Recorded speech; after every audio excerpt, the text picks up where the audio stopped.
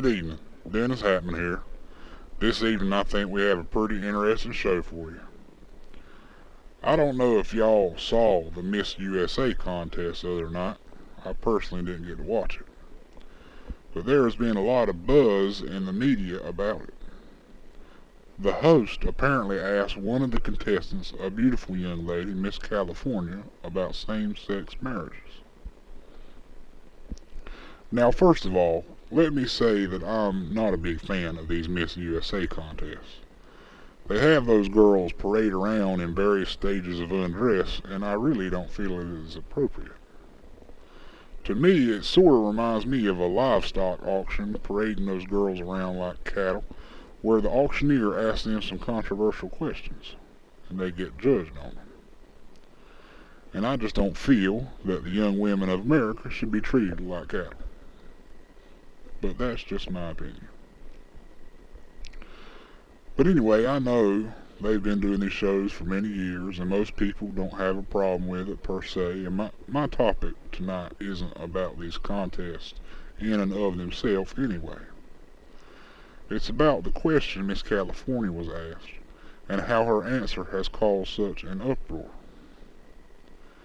As I understand it, they basically asked the young lady if she feels same-sex marriages should be legal throughout the United States. And bless her heart, she stuck with her upbringing and gave a good answer. She basically said she was glad that in America we have the freedom of speech to have these kinds of discussions, but she felt that same-sex marriage was against her Christian beliefs. Well, God bless you, Miss California. And God bless your parents for teaching you right from wrong. This young lady was put on the spot in front of the whole country with a moral question, and she gave a moral answer. But now, according to the media, this answer probably caused her to lose. Now ain't that something? This girl was, in effect, punished for showing the world that some people still have morals. It's outrageous to me. Of course 2 men aren't supposed to be married. It's really fascinating that this is even a question in people's minds. Homosexuals are sick people that need counseling, help, and they need our support. But this kind of behavior should not be encouraged. And this girl loses the contest because she answered correctly? What on earth? If they had asked her what color is the sky and she said blue, would she still have lost? We all think about that. We're going to take a quick break. I'm Dennis Hatman, and we'll be right back.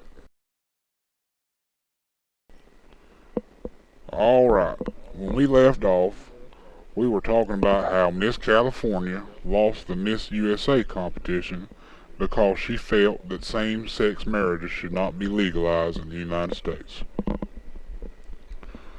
Now, to me, this brings up a topic that I have talked about a couple times before on this show. It's how in our country, homosexuality has become more and more commonplace and even socially acceptable. I've even heard of a church not too far from our own community where gay couples are allowed to attend, and the pastor does not teach the parts of the Bible where homosexuality is discussed. Now folks, I don't know about y'all, but that's a problem to me. I could probably do a whole show about a preacher teaching only select parts of the Bible, and I might just do that in the near future. But tonight, I'd like to stay with the topic of gays in America. Folks, it's black and white, plain as day. The Bible tells us a story of how Eve was made of Adam's body, and how God gave women to mankind, both to serve him as a companion, and by the union of a man and a woman, we could reproduce so that mankind could continue to thrive on the earth. Now, the Bible does not say anything about breaking off Adam's penis and creating another man to be his companion. And I dare say, 2 men have not created a child together, nor have 2 women. It seems pretty clear to me that it was not the Creator's intentions for folks to have same-sex romantic or sexual relationships.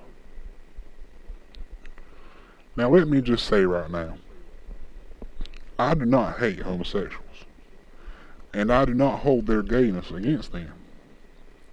I feel that they are a product of their environment, or in some cases, a brain disorder or biochemical imbalance of some kind. I honestly don't think it's their fault. But who I do blame is the families and friends of these folks who just sit idly by and don't do anything to try and help them. Now, if a family member told you they were thinking of committing suicide, would you not do anything to try and get help for them?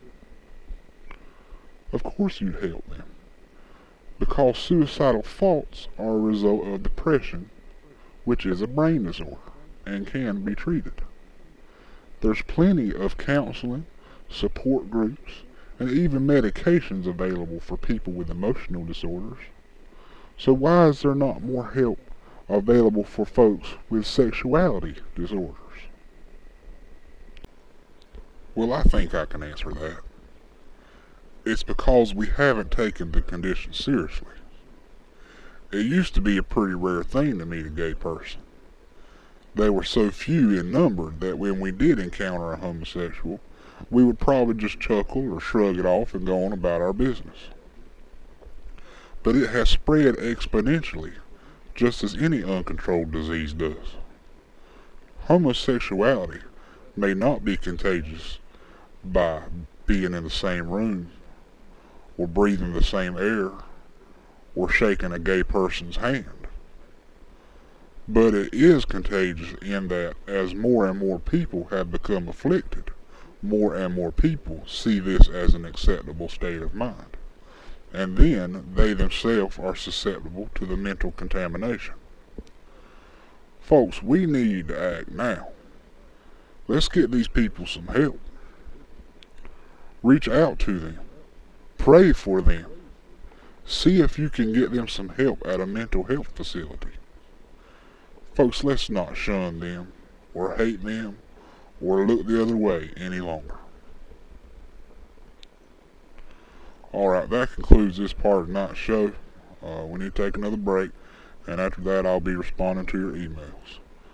I'm Dennis Hatman. Stay right there, and we'll be back in a minute.